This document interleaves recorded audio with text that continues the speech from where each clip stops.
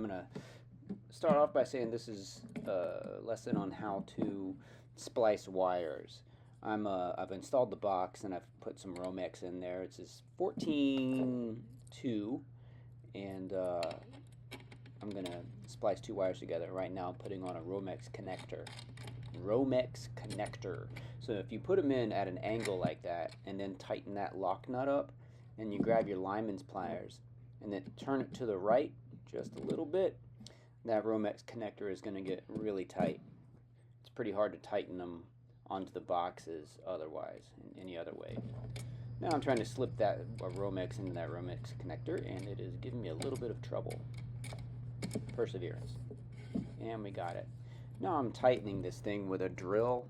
I prefer to use the hand screwdriver on devices like switches and outlets, but it's alright to do it on these. They don't really strip out too much, but I'm going to go ahead and show you there what screwdriver I'm talking about. That is a combination screwdriver. It's a Robertson and a flathead in one, and it really does give a good grip on the screws. It makes it pretty easy to tighten things up really tightly. The impact guns and drills, you can't really tell how tight you're getting any screw. But with that screwdriver you can. Right here I'm cutting the romex open, cutting the sheathing off of the romex, and if you don't have a really sharp blade, I recommend getting a really sharp blade, because this it makes a big difference when cutting through it. Now right here I'm cutting with my left hand. I'm right-handed, and look at it right there. I slip off of that wire. Now I could have a problem. Might have sliced into that hot wire, maybe the neutral. Right here I'm inspecting it to make sure nothing happened, and it seems like it's good. I've got more wire hanging out of this box than we ever would need to. I think I have about 9 inches or so. You only need about a thumb, hand and a thumb outside the box, and you'll be good. So I'm cutting the romex off right there. If you pull it tight and touch it with that razor knife, it normally pops right off. Be careful right here. Don't cut into your hand. So make a little slit, and then I move it over. There's many other ways to do this. Some of the wire strippers have romex sheathing cutters on them, and you can just clip it and it comes right off. But it works best when you can attack it at like a right angle, but since the romex is installed into the box, you can't really get that angle too well. So I just do it the old-fashioned way. Back in the day, we had fewer tools and did more with less. So I've got the sheathing off, and I'm folding this stuff back a little bit, give me a little bit, make it a little bit easier to work with. And now I'm gonna I'm gonna strip the wire with my wire strippers. Now I like to cut about 3/4 of an inch back, and you can't really see it here, but there's numbers there. It goes from, I'm sure it's probably 16 gauge down to 10 gauge, I think. Whoop. Apple Watch. If you keep those wire strippers perpendicular to the wire, when you clip it, they slip right off. The sheathing slips right off. If you twist the wire, it can become difficult. Over time you get used to it. You don't have to measure it. You just kind of know what 3/4 of an inch looks like, and it's enough to splice them together. Right now I'm gonna check the width, or excuse me, the length on this. Put the sheathing next to one another, and looks like it's a pretty good fit. Now I'm gonna use these lineman's pliers to put a twist on these hot wires.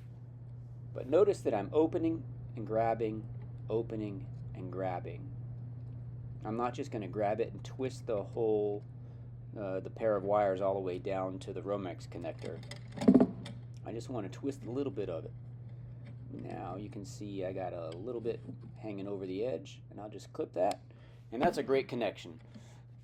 That's not going to come apart just like it is, and especially not with a wire nut. I think I'm going to look for wire nuts right now. There we go, there's a red one, but I got a yellow one for this. A yellow one holds the least amount of wires, depending on the maker. You can easily get a pair of 14 gauge wires and a yellow wire nut. The red wire nut will definitely hold them as well. I always just get the feeling it's not quite as tight. I'm probably making that up in my head. Now I'm going to untangle some things and kind of sort my box out there. Good morning. Please stand for the Pledge of Allegiance. I pledge allegiance to the flag of the United States of America and to the republic for which it stands, one nation, under God, indivisible, with liberty and justice for all.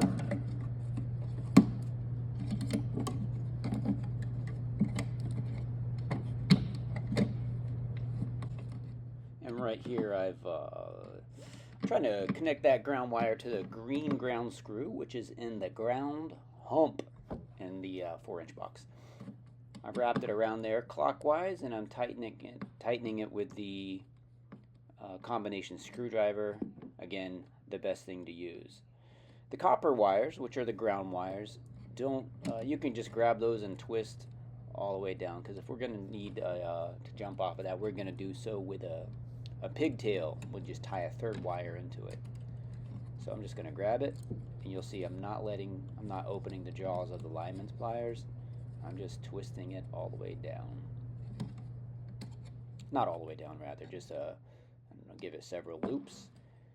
And I'm going to put a wire nut right on top of that bad boy. And that's simply to keep it together, not to prevent electrical shock, of course, because the ground wire does not have current running through it. Now, neutral wires, looks like I did those perfectly, and I'm happy to present that to you.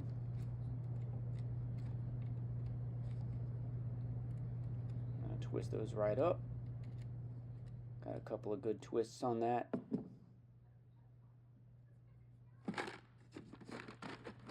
The tips meet perfectly. No need to trim it off.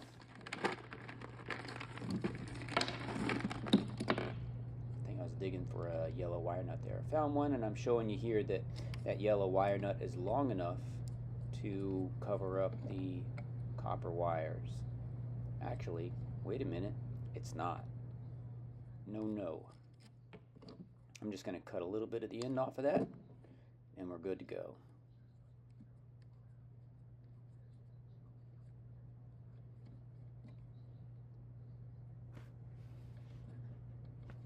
I'm actually giving a thumbs up there, but you can't tell because the camera is facing straight down.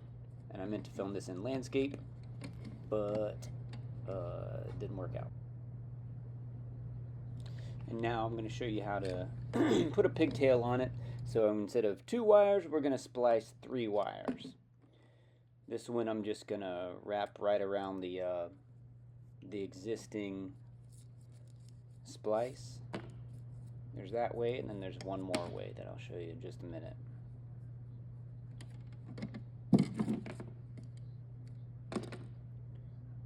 I'm going to strip this one back just a little bit more, maybe 7/8 up to maybe 1 inch, so it has enough wire to wrap around the larger diameter of the other 2 wires. The other 2 wires put together is what I mean. Just going to line it up, and now I have to hold that 3rd wire real tight with my fingers, and then I'm going to wrap that right around there. I'm making it look harder than it actually is right now. I'm trying to do it perfect so that you guys will respect me.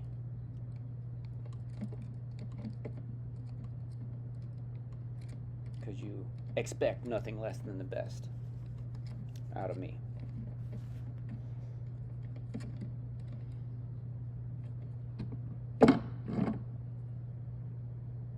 There we go. There's a junky looking end off on that. So I'm just going to cut it right off and put the wire nut on. The yellow one's going to do just fine with 3 of them. And I'm going to take the other end. I'm going to give it a little tug. nice and tight, not coming out.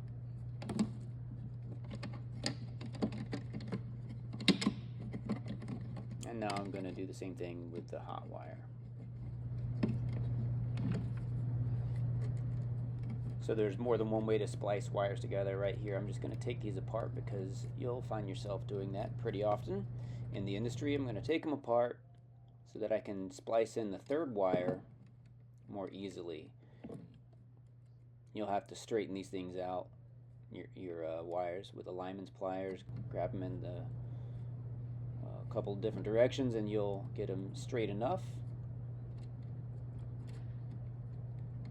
And then we're going to add a third wire to the whole mix.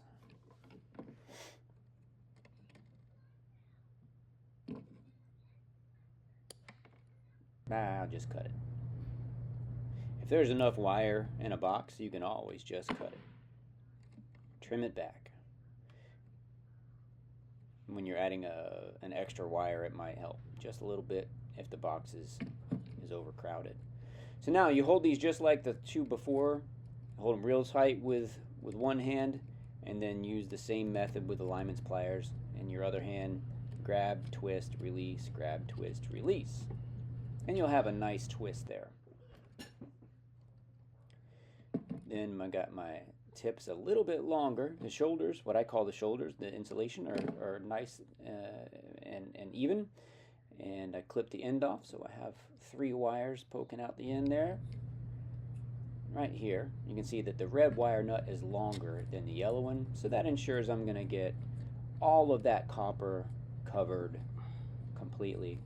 Some people will use electrical tape to wrap around the bottom of the wire nut. Some people think that's overkill and an extra step. So I'll tuck them back in.